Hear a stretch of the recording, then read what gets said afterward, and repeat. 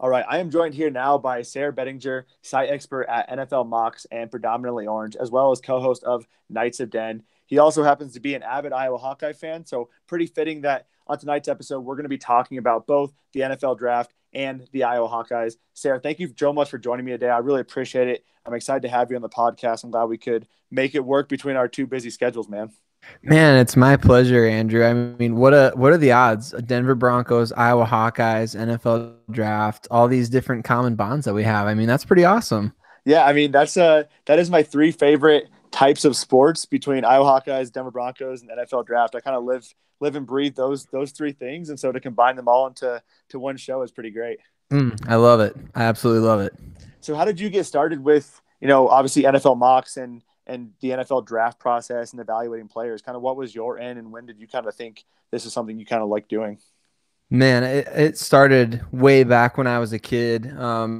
I still remember I asked my parents for a box of the 1999 Topps collection of cards, just the entire series. And from that point on, I kind of just started like memorizing the backs of players' cards, memorizing where they were drafted, what college they went to, what their college stats were. I was super into rookie cards because they were rare, and it was just, I mean, back then trading cards was cool, and so like having different cards from your friends or like just being able to pull like a cool rookie card was awesome. And so I've loved that aspect of football for a long time, and team building has always been my thing. Like I'm one of those weird people who, when I would get Madden, like I would simulate to the end of the season and upload my draft class from NCAA football and just build the team and then watch it dominate from simulation and play like the Super Bowl and things like that. But I've always been into team building. I've loved that. And then finally, when I believe I was a freshman in college, I finally found an outlet to write about sports that was free and that was generating some kind of just actual conversation with real people that I had no idea who they were on the other end. But I was writing about everything that I could think of, from the draft to Broncos to Hawkeyes to Chicago Bulls, Cubs, all these different things that I was passionate about. And I would just gauge people's reaction and engage in the comments and just have a lot of fun with it. And just over the course of a couple of years of doing that, I got an offer from NFL Mocks, and then from that I got an offer to take over Predominantly Orange, and so it's just been a wild ride, man. It's been a lot of fun, but I've enjoyed every step of it. I've enjoyed all the things that I've learned, all the cool things that I've been able to see, and it's been a blast. That's an awesome story, and I didn't know that. Kind of jumping into that question, it was just kind of a spur of the moment. I wanted to know, so I appreciate Yeah. that. And it's funny you say that. I obviously have not gone into the fully into the evaluation of players, but I can 100% relate to you on the Madden and simulation. I didn't care about the regular season. I love the drafting. I love figuring out how I could fit certain free agents into teams. And as far as the football cards, I same way, man. I used to go to a babysitter, and I would legitimately bring binders full of cards and figure out ways to reorganize them to better match how I can search for the cards. And I remember I loved looking at the back of stats as well. And I remember thinking, 1,000 yards rushing is such a big deal. And then I saw that this one player for the Bears had like 1,006 yards. And I was like, I didn't realize this guy was good. But that's just some random memories of like things that I loved looking at, looking at the back of football cards. And actually, you'll appreciate this. One of my favorite Christmas presents ever was a Kevin Casper rookie card, jersey card. I loved Kevin Casper, and he was the first Iowa Hawkeye I remembered. And first time I remember watching the draft and seeing him get drafted by the Broncos in the 6th round, I was instantly hooked, man. And that was back when, having bleach blonde hair was cool. And when you're in 5th grade and 6th grade and you get the highlighted tips and whatnot. And so Kevin Casper was like this idol to me. And to get that rookie card was just one of the coolest things ever. I still have it. So Absolutely, man. You're speaking my language on that. I mean, back in those times, me and all my brothers had the bleach tips. Kevin Casper was playing for the Hawkeyes. My dad graduated from U of I, and so we watched every game. And I remember seeing Kevin Casper, and I just remember thinking, like, man, that guy is so cool. And then he get drafted by Denver, and we were out at training camp his rookie year, and I remember flagging him down because the players, it's pretty all access out at training camp, or it was back in that time when they were practicing the Broncos at University of Northern Colorado. And I'll never forget just like that was the one thing that I didn't care who else was at that camp. I was going to find and meet Kevin Casper, and I'm pretty sure it happened. It might have been, it was a blur. I'm pretty sure it happened and I got to meet him. But yeah, man, oh my gosh, that brings back some serious memories. And yeah, I love it. Yeah, that's what I actually reached out to him on Twitter, hoping he would respond, thinking this guy, there can't be a lot of NFL fans that are actually reaching out to him anymore. I mean, he was only in the NFL for a couple of years. Unfortunately, I didn't hear back, but if I had the chance to meet him, I think he'd be a little concerned with why I knew who he was and why I was so excited to meet him at this point. Yeah. Yep. That'd be cool though. That'd be sweet to see what he's up to now. It would be, yeah. Maybe I'll try to get him on this podcast, but we'll save that for hopefully another episode. That'd be pretty awesome. So Sarah, I wanted to jump in and talk to you about. So first, we want to talk about Noah Fant. We're going to also talk about the underclassmen that may or may not declare. And I actually wrote an article on Dear Old Gold today, and happened to find randomly kind of doing some Google search to kind of pull some different sources in, and I actually found an article from you, so I was able to quote that, which is pretty cool. And then I wanted to talk about some of the seniors that are going to be, graduating this year after the Outback Bowl and looking towards the NFL. So to start off, though, with Noah Fant, wanted to get your thoughts on him. Obviously, he's declared for the draft. He's not playing in the Outback Bowl. A lot of expectations coming into the season. And I would say from most people's perspective, not that he was a disappointment, but his utilization in the Iowa offense was a pretty big disappointment, and not understanding how we couldn't get him the ball more effectively throughout the games. And there's a couple games where he had 1 or 2 catches, or I think he had 0 catches in one of the games. So not exactly ideal, but he should be a top 15 pick. So wanted to get your thoughts on him, and also the fact that he was, he's the first Iowa Hawkeye football player to not go to the bowl game. He's the first one to kind of jump into this, trend that's been starting over the last 2 years. So wanted to get your thoughts on him as a player, talk about his blocking, that sort of thing. Yeah, I think just from my perspective, even if I weren't an Iowa fan, I'd be super excited if my team could get their hands on Noah Fant. He's one of those types of players where in today's NFL, with the way things are going and the rules and all these different things, and the lack of the ability to really play as physical as you would want, I think a player like him in the passing game is really going to work well, because he's such an athletic mismatch, and you can't spear guys down the middle anymore like you used to be able to do. And so he's going to be such a weapon down the deep middle of the field, and just even as a wide receiver, I think you can split him out anywhere. And I think Iowa did that at times, but he showed over the course of his career with the Hawks that, I mean, he's got the kind of speed and the kind of athleticism that it doesn't matter who you put on him, he's going to be able to win one-on-one matchups. And I love that about his game. I think this is the fact that you throw the ball up to this guy, you put him in the right offense, you're looking at a guy who could be a Travis Kelce type. I mean, he's not the same size as Kelce, obviously, but I mean, we all know Kelsey's not known for his blocking skills. Let's be honest about it. And so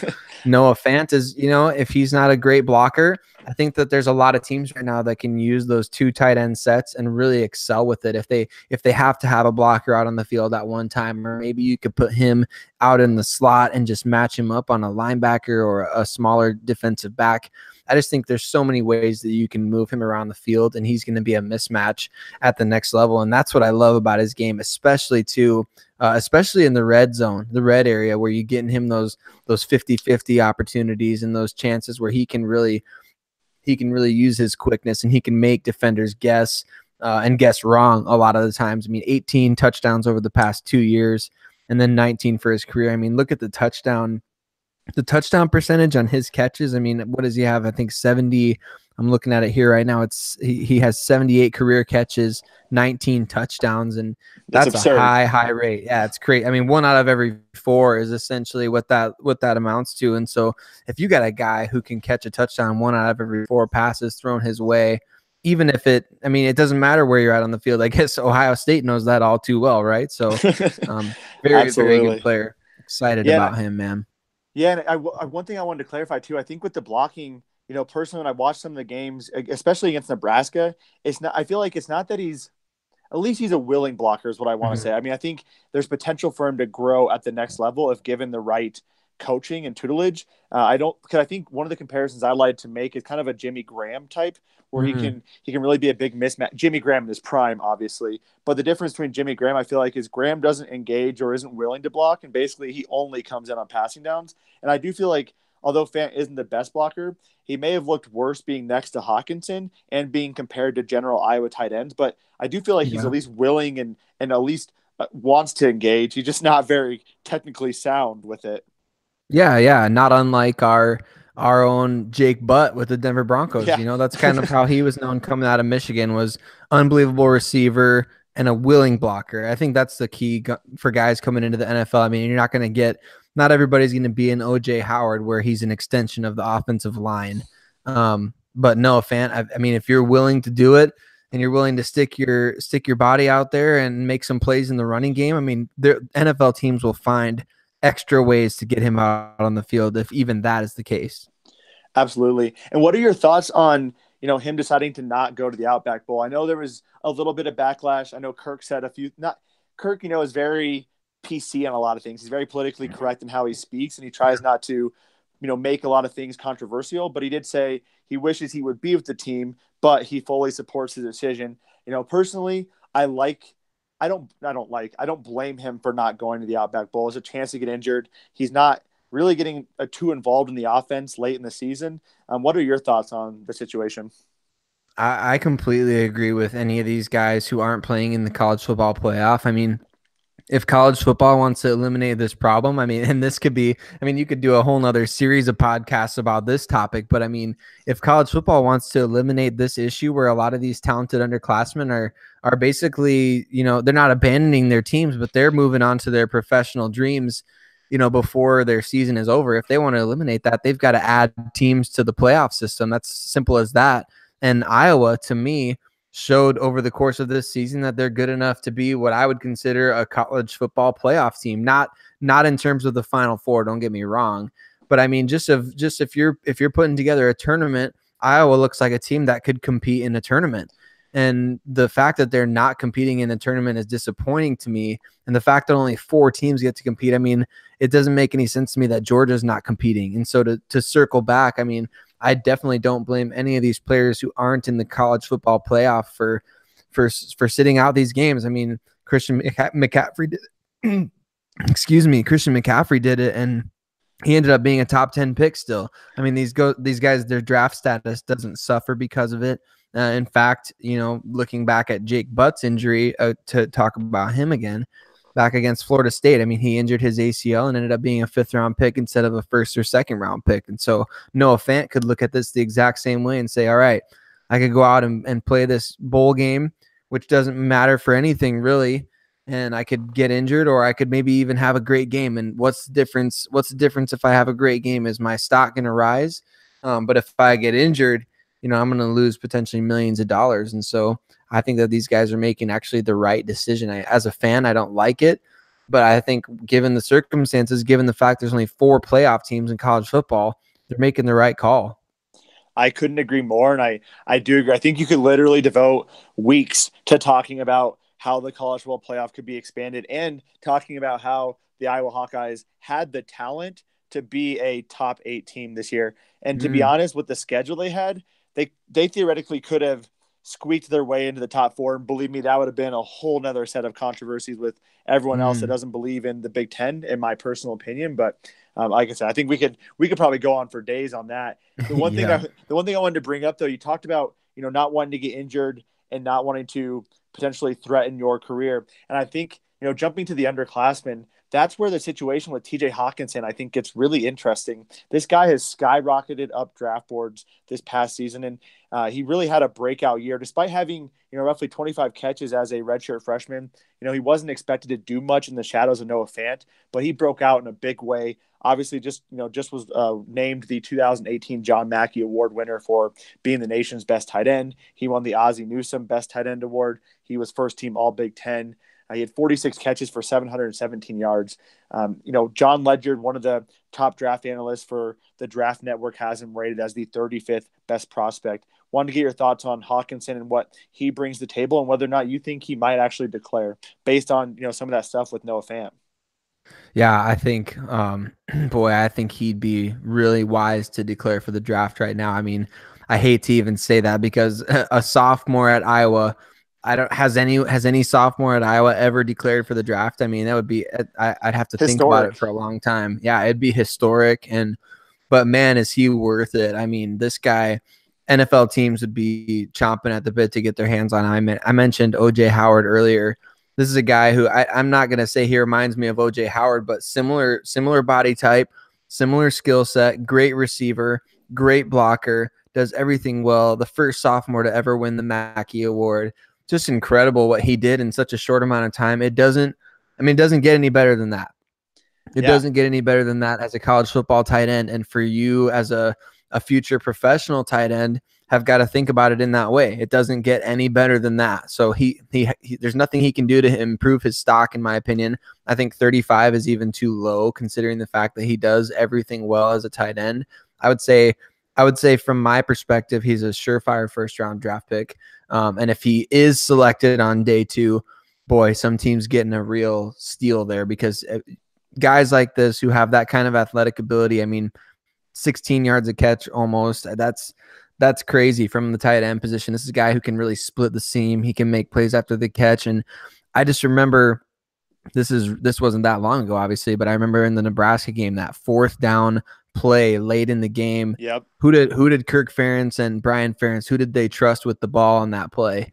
They put it right in Hawkinson's hands. They didn't go to anybody else. And I think that says a lot about what he brings to the table, just as a sure-handed veteran type of player that you say, okay, this is the most important play of the game. We're going to put the ball in our best player's hands. And they said in that moment, in my opinion, they said TJ Hawkinson's our best player.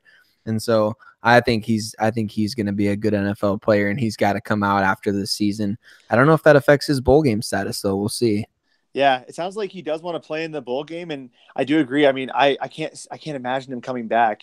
At the same time, this is a small town kid from Sheraton, Iowa, a town of like 5,000-6,000. You know, this is the kind of stuff that you grow up dreaming about, playing for the Iowa Hawkeyes. So that, I mean, if there's the only thing I can think of is if there's some sort of nostalgia and sentimental value there. But I hope if you're Kirk Ferentz that you're giving him the full honest truth, and you're saying, you know, you got to cash in while the money's good, especially in a weak wide receiver, or a relatively weak wide receiver class. And when tight ends are kind of in vogue, you know, people love to have an athletic tight end. Look at, like you said, Travis Kelce or Zach Ertz or George Kittle, man. Like, you want to have a tight end who can be athletic and split the seam, and Hawkinson can block. So it'll be interesting to see kind of what happens there.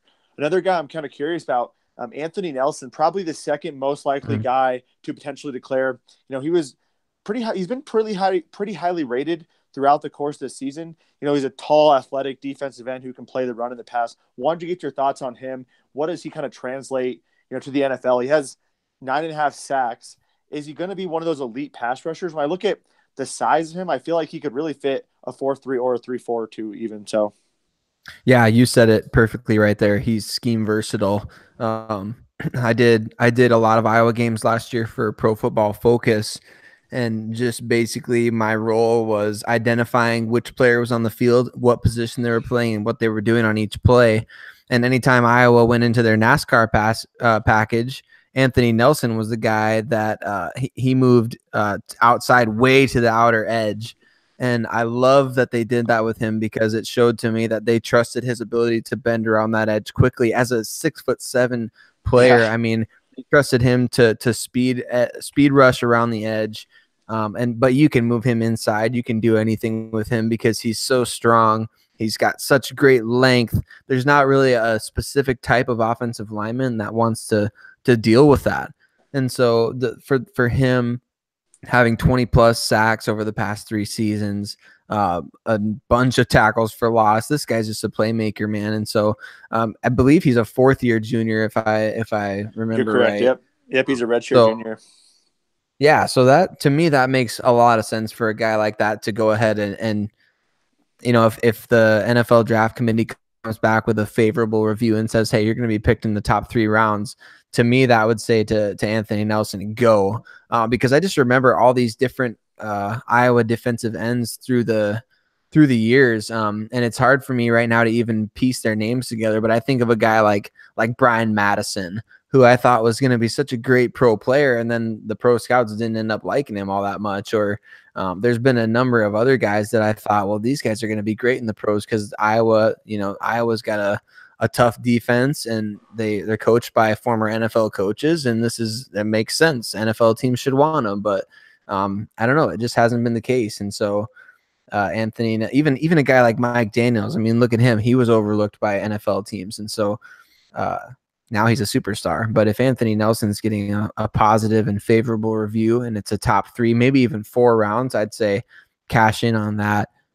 You've done a lot for the Hawkeyes and made a lot of plays. And so I would encourage him to leave for the NFL as well.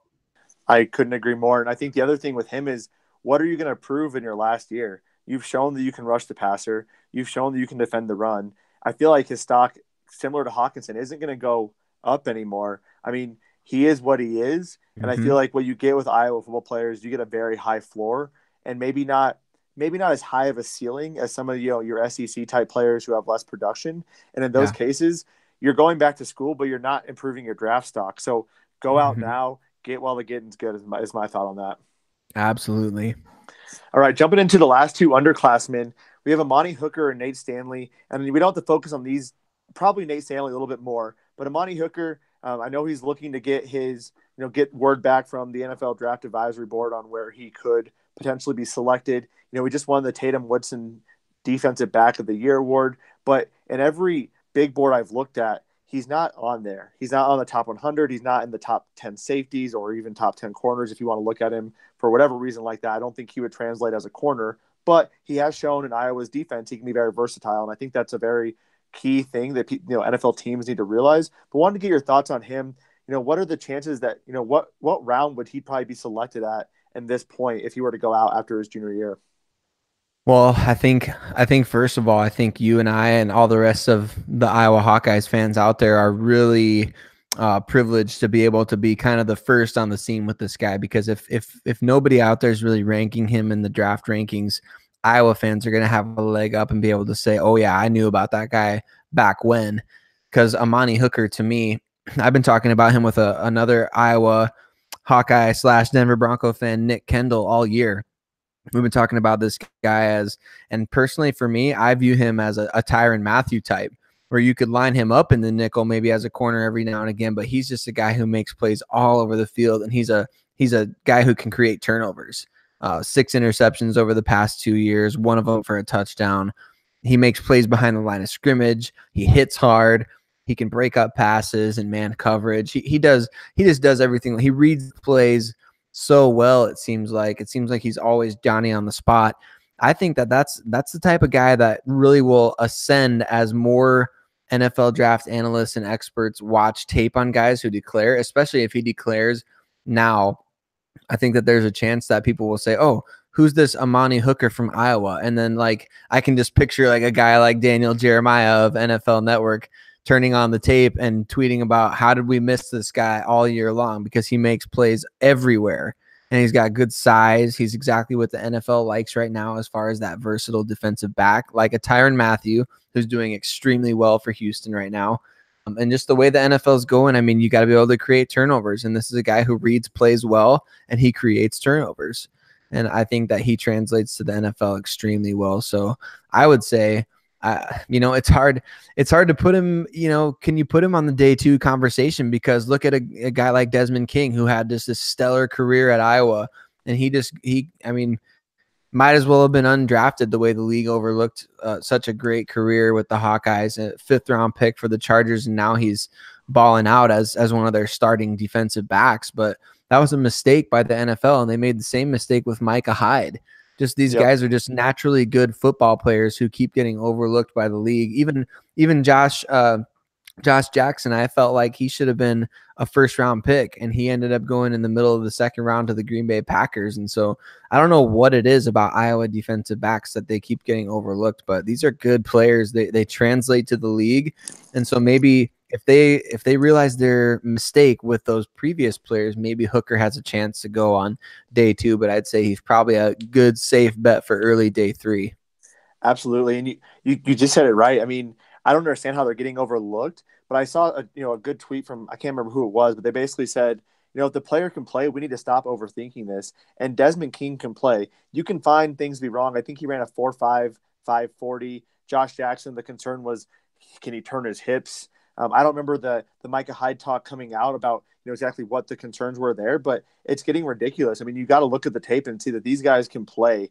These are playmakers, and they can do a lot of things that translate well to the next level. Just because you don't run a 4.40 doesn't mean you're not going to be an effective NFL player. And Mm-hmm. I remember pounding the table for Desmond King, hoping to God when we're in the third round, and I was like, please draft Desmond King, and we drafted Brandon Langley, which with mixed results, I would say at this point. But yeah, it's frustrating to see Iowa secondary players get overlooked consistently. Yeah, that's looking like a pretty big mistake at this point, isn't it? Yeah. I mean, the rest of the NFL should be kicking themselves for passing on him. I mean, he led the nation in interceptions. This is a turnover-driven league, and that kind of a player is valuable. And he can also return kicks. Like the Chargers use him everywhere. Mm-hmm. So it doesn't make sense to me, a guy who can play the ball like that and who is instinctive as a returner. Again, that was a player that when Iowa needed a big play, they put that guy on the field, and they intentionally put the defense on the field to get Desmond King on the field because they knew that he was probably their best chance of making a touchdown scoring play because he's just that talented. And so, yeah, you're right. The teams need to just start trusting the tape, trusting that these guys play at the speed that they're playing at, and they're reacting in the same speed. I mean, he's just a good football player. So, yeah, it's a shame that they're getting overlooked. Maybe Hooker will be the pioneer for changing that around. Absolutely. It'll be interesting to see what kind of grade he gets back. I mean, when I wrote the article today, I felt like because he's being overlooked, that may actually work in Iowa Hawkeyes, favor because he may be more likely to return. Maybe as they're watching tape, though, as if Anthony Nelson declares, as you're watching tape, there's a chance that Imani Hooker is going to stand out in that tape and maybe get some buzz going into next season. Yeah, absolutely. That's a great point. So jumping into the last underclassman I want to talk about, Nate Stanley. And I think a lot of Iowa football fans have some mixed opinions on Nate Stanley. At the end of the day, this guy has the size and the general traits of what you look at for a professional quarterback. This guy's 6'4", 240 pounds, has a great arm. I think the big concerns for me, and I wanted to get your thoughts on this, is his accuracy and his general decision-making. And then also, while he may have some concerns, he does come from a pro-style offense, but he's also coming into a potentially terrible quarterback class this year where there's not really a true clear-cut number one. So how does that play in his favor in terms of, does he go out for the draft? Does he stay back? Because if he stays back, he's potentially going into a loaded 2020 class that features a lot of top quarterbacks. So wanted to get your thoughts on him. Yeah, gosh, he's in a really tough position, isn't he? I don't feel like he had a good enough season this year to be able to legitimately put himself in the mix, even with guys like Will Grier or Drew Lock or guys like that. Even though that this is considered to be somewhat of a down quarterback year, I don't feel like he did enough to really set himself apart. I know Todd McShay has been super high on him all year. And I think you're exactly right. I think he does have the tools to be an NFL quarterback. He's got the size. He's playing in a pro-style offense, which, I mean, we'll see how much longer that really even matters with all the things that Patrick Mahomes is doing with that college-looking offense in Kansas City. But so we'll see how much longer that really matters to NFL coaches. But I do think it's valuable that he has that experience. I think that teams do value because he's going through different progressions and he's reading defenses and he's doing things before the snap. So that is very valuable. But I think you're exactly right, man. He struggles with his accuracy. He struggles with decision making. I'll never forget the crazy touchdown throw he had against Ohio State where he's being pulled down by one of his legs and he makes just this perfect pass under intense pressure. That's a play that I would put at the top of the highlight reel if I was him and I was thinking about declaring for the draft. I mean, that's the best play of his college career thus far. But then you will have those head scratching throws or those times where it's like, why is this guy who's supposedly an NFL quarterback or a future NFL quarterback, why is Iowa unable to score, 17 to 20 points to win a big game? And that's concerning to me. And so I think that he needs to go back to school, refine his game. He's got the arm strength. He's got the arm talent. He's got the size. He's going to have a lot of experience, but I definitely think he needs another year refining his tools, becoming a better decision maker, finding ways to be more accurate. And I think Iowa really has to adapt more of a pass heavy I mean, you get into that familiar pattern of run, pass, and all of a sudden your quarterback's not doing well. And I think that Stanley's kind of, I mean, he's kind of that rhythm quarterback. He gets into funks, he gets into rhythms, and for better or worse, Iowa rides with whatever he's doing. So it just seems like he's too inconsistent for me right now, and I think I'd like to see him come back to build on that. Yeah, absolutely. I feel like for Stanley, he hasn't shown that he can play in the clutch. I mean, look at Wisconsin.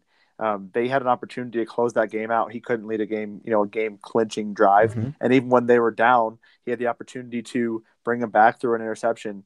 Penn State, in what basically was their season defining game, in my personal opinion, that was an opportunity where they still were in control of a lot of things. And he had the worst game, one of the worst games I've seen him play in a while. Mm-hmm. And then, against Northwestern, just how do you score 10 points?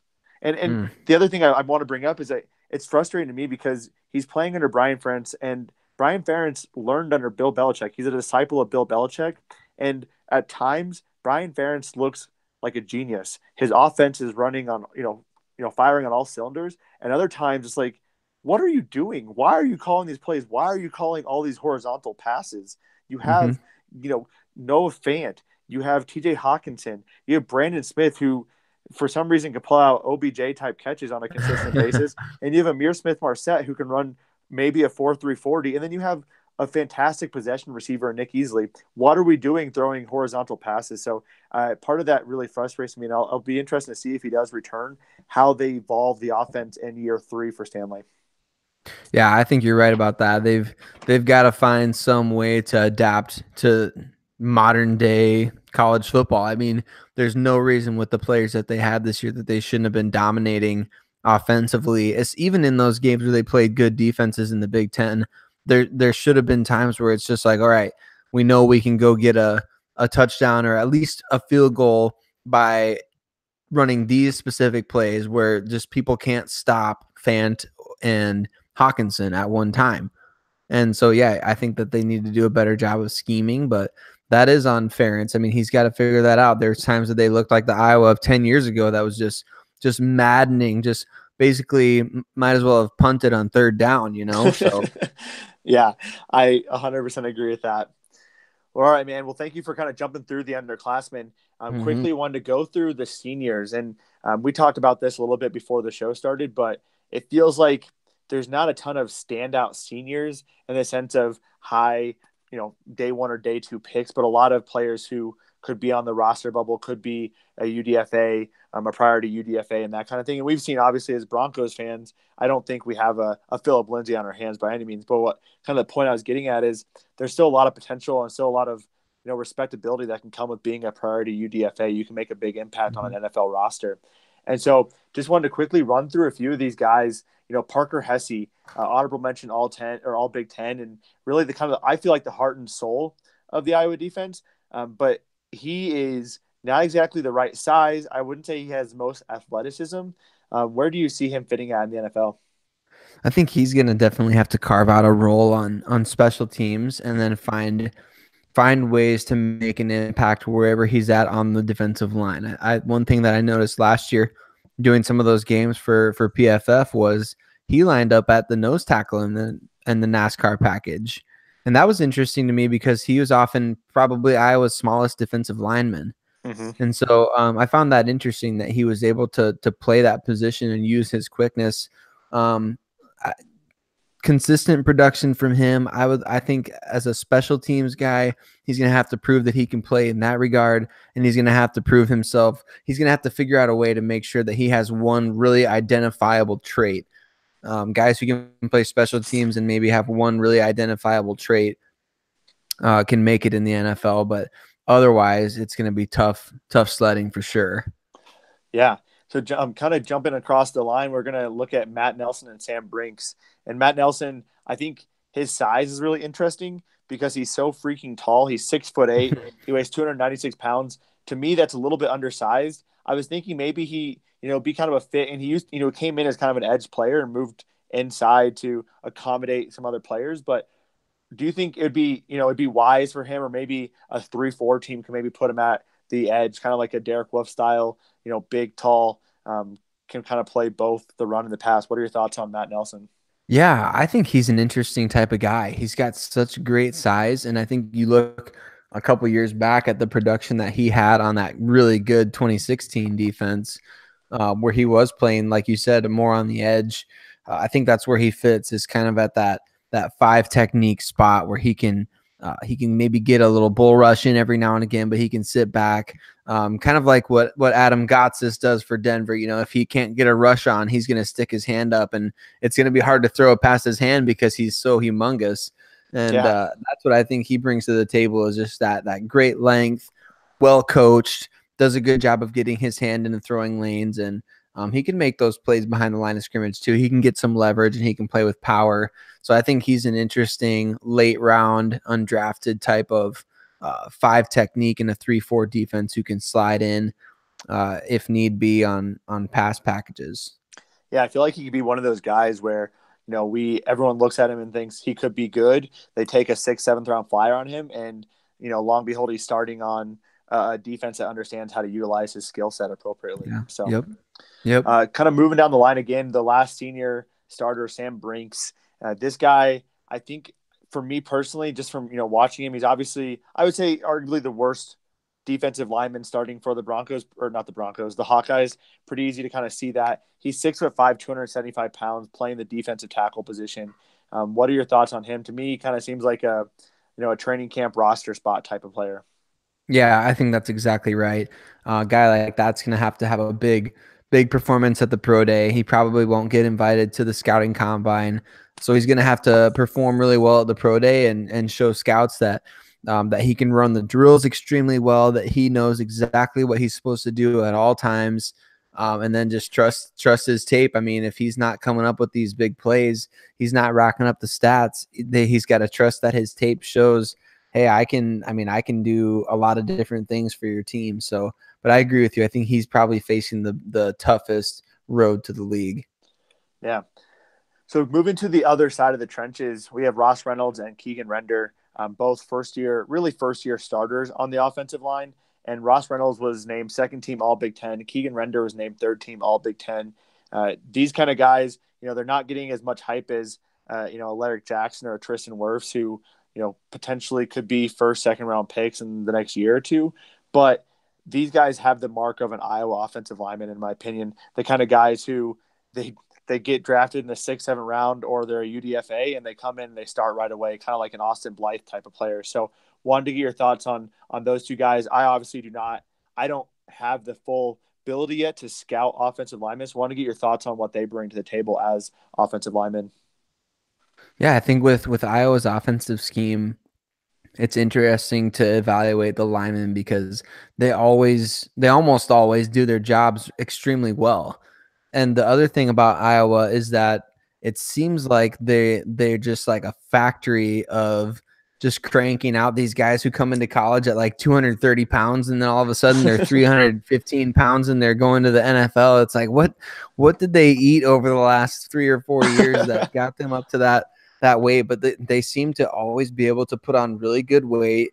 They don't seem to ever lose their athletic ability, and they're always well coached. I mean, Kirk Ferentz deserves so much credit for Iowa just constantly having some of the most well-coached offensive linemen in college football, and putting that program together the way that they do with their weight training. I would absolutely, anybody who's coming out of Iowa on the offensive line, I think NFL teams are interested in and at least looking closely at.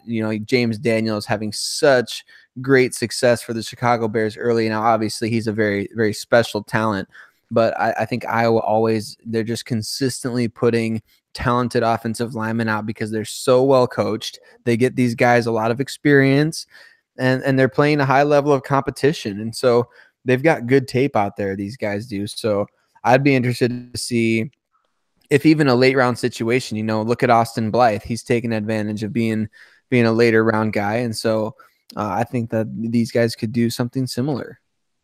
Absolutely. And I mean, those are the kind of guys that I would love to see the Broncos pick up in the late rounds to see if we can take a flyer and hope it works out. I mean, obviously, I think I'm very biased. I can literally find a spot for any Iowa Hawkeye on a Broncos roster. So Absolutely. it just seems like it's too easy, man. It was so long there for a while for the Broncos too, where it felt like they had no Iowa Hawkeyes players. It felt like it was never going to happen again, and then all of a sudden, here comes the barrage. So Yeah, I love it. I'm 100% with you on that one. All right, we have two last guys I wanted to bring up. I'm going to save the best for last. I guess you can probably guess who that's going to be. But before I jump to that guy, I want to talk about Jake DeVos. And Jake Mhm. DeVos has had somewhat of an interesting trajectory in the Iowa Hawkeye program. Last year was kind of in and out of the starting lineup, struggled at times in coverage, and now his senior year, he did a really great job of attacking the run game from from the third level of the defense. He had 83 tackles, 3 interceptions, and 6 passes defense. He wasn't as big of a weakness as I anticipated him being. There were still a few plays where I left, kind of scratching my head, like, was that on him or was that on, one of the corners, several corners that were starting for Iowa this past season. Wanted to get your thoughts on him. What does he bring to the next level? Does he really have a shot at the next level? Well, I think anytime you get a guy who has 6 interceptions in a matter of 2 years, you take a look at that guy. You take especially at a big school like Iowa. Those guys aren't going to get overlooked. I think for a guy like him, again, it comes down to can you show out athletically at the pro day, prove that you can be an effective special teams player at the next level, and then you just really have to take advantage of the opportunities you're given at training camp, at mini camp, in the preseason. Prove your worth not only on special teams, but when you get those opportunities to go out there, make sure that you're making the right reads on plays, make sure that you're always in the right position. And I think that's one of the things that I love about Iowa players. They're so well coached, they're so disciplined. They're usually always in the right place. Like you said, I mean, he struggled at times with that, but it seemed a big improvement this year in his game. And so I'll be interested to see where he ends up going. I especially be interested to see how he tests, because that's going to be an important factor in my opinion. Yeah, if he runs a fast 4-4 or a fast 40-yard dash, I feel like that could vault him up some of the draft boards, really Mhm. move him up that. So it'll be interesting to see how that works. I can't imagine him testing super well, to be honest. Right. He just doesn't strike me as the most athletic safety we have. And maybe it's tough. You're comparing him to Imani Hooker and Geno Stone, right? So it's difficult Right. to say, oh, Jake DeVos is athletic when you're looking at two athletic physical specimens at safety right next to him. So Right. maybe just a case of looking at him relatively compared to his other, his peers, and a little bit tough to decipher that. Yeah, absolutely. All right, the last guy I wanted to talk about, and like I said, we talked about this right before we jumped on the call, but my favorite Iowa Hawkeye, and for very good reason, Nick Easley. Not only do I love his story, but he's from my hometown, and that's pretty awesome. When you're from Newton, Iowa, a town of 15,000 people. I remember when Nick scored his first touchdown against Wyoming last year. Everyone, my Facebook, my Twitter feed, everyone went off, and I was sitting with 5 other Newton people at the time in a local bar in Denver, and everyone was going crazy, not because the Hawks scored, but because that was a Newton kid. So obviously Wow. hits a little close to home for me. Pretty exciting. It'll be really, I'm really curious to see what happens with him. To me, he strikes me very much as a Riley McCarron type, and hear Mm. me out on this one, just because Riley McCarron was very underutilized in Iowa's offense, in my opinion. He had apparently blazing speed, came out of nowhere to run a Hmm. sub 4.40, and has kind of bounced around on the Patriots roster. Nick Easley has gotten a ton of manufactured touches. He has 95 catches over 2 years for only 920 yards. He's been sort of a third down go-to threat for Nate Stanley whenever it's not TJ Hawkinson or Noah Fant. He's really been that third main option, and they do a really good job of manufacturing the touches, but they didn't really do a lot of passes that were directed towards him outside of those horizontal passes. And talking to a few people that are pretty close to him, his brother, for example, there's some good hype, at least from my opinion, on what type of not combine, but pro day numbers he's going to put up, potentially 4.40, doing pretty well in the cone, 3 cone drills and that sort of thing. So wanted to get your thoughts on him. Could he carve out a spot as a special teams type player, maybe even a slot receiver like a Wes Welker type of player? Oh gosh, I would love that. I would absolutely love that. And I loved what I've seen from him over the past 2 years. Iowa has not had the best production from their wide receiver position. And then when this guy started making plays, like you said, starting in that Wyoming game last year, it was awesome to see. I think with Iowa receivers, you really got to evaluate traits at this point in time because they aren't doing a good job of really featuring their skill set within an offense. I think that they're, like you said, with the manufactured touches. I mean, this is a guy who's kind of a slot type who averaged over 10 yards a catch last year. So he's good at making plays. He can make plays after the catch. He seems to be a really natural football player. And I'm guessing since he's the only guy from your hometown to ever make it to Division I football, I'd say that speaks to the fact that he's a really just instinctive player. He understands the game. He's got that gamer mentality, and he scrapped and clawed his way onto the field for the Hawkeyes, and there's something to be said for that. And especially if he can prove himself worthy as an NFL caliber athlete, I definitely think there's a place for guys like this in today's league who, if you can manipulate the slot, if you can make plays after the catch, if you've got quickness, if you've got vision after the catch, there's a place for that type of player in the league for sure. Yeah, I couldn't agree more. Obviously, like I said, I'm super biased, but I love hearing it confirmed from, someone who doesn't have as much, I would like to invest it, but emotionally invested in the situation. So fun to hear that as well. I think it'll be interesting, again, when he has his testing day or his pro day numbers, how that all shakes out. Riley McCarron was kind of an afterthought, and then he ran that 40-yard dash, and all of a sudden it's like, who is this guy, and where did he come from, and why weren't we throwing in the ball deep at all? And obviously that speed has helped him, and the special teams ability has helped him stay with the Patriots, at least on the practice squad. So hopefully, like I said, I think Easley can carve out a niche in that role. And I think, like we talked about, I'm hoping to try to get him on the podcast with his brother at some point over the next, after the Outback Bowl, and talk to him a little bit more. And if you didn't get a chance to check it out, his brother put together an awesome 15-minute clip of every single one of Nick Easley's catches. So pretty fun stuff to watch. Yeah, I posted on Twitter. If you feel like spending 15 minutes watching every single one of Nick Easley's 95 catches, absolutely have fun with that. Yeah, absolutely. Gonna dive in, a little film session. Yeah, I enjoyed it. I played it, put on the background, watching some of his catches, and like I said, I've been pretty invested in watching his success, and it's pretty cool to see. So that's awesome. Well, man, that covers it for the seniors. Are there any other seniors that you wanted to target or highlight? I haven't really seen any other I feel like would even have a chance at a roster spot. They might show up at the pro day, but I just don't feel like there's any other seniors on the Iowa roster that really have much of a chance to even get a roster spot on, during training camp. Yeah, I think you covered it pretty well there. I mean, sometimes you look at the kicker, but I don't think that's necessarily going to be in the cards, even given the game winner against Nebraska. I think you covered it well there. And those guys, hopefully those guys will all do as is, seems to be the new norm. Do well at the pro day. It seems like Iowa players are really doing well in their testing. And so I'll be excited to watch all those guys perform. Yeah, man, credit to Coach Doyle for getting those players ready to go and having them be, some of the best trained and getting the maximum production or maximum possible capabilities out of them, which is pretty awesome to see. Another reason why Iowa Hawkeye football is the best. That's right. Awesome. Well, Sarah, thank you so much for jumping on, man. I really appreciate your time today. I hope everyone who's, listening to Locked On Hawkeye podcast enjoys as well. I'm sure they will. And we'll definitely have to have you on another time, man. Dude, absolutely. It's my pleasure. I'm super thankful for you having me on, and really excited to dive into this draft season. It feels crazy that we're, a month and a half away from the Senior Bowl. And man, it's crazy to think that this football season has flown by as fast as it has, but here we are. Absolutely, man. It feels like yesterday I was writing articles about why I think Baker Mayfield should be the next quarterback of the Broncos, and here we are now. I know it. Here we are. Hoping for Nate Stanley in 2020. Heck yeah. If he could show out, that'd be pretty great. Yep.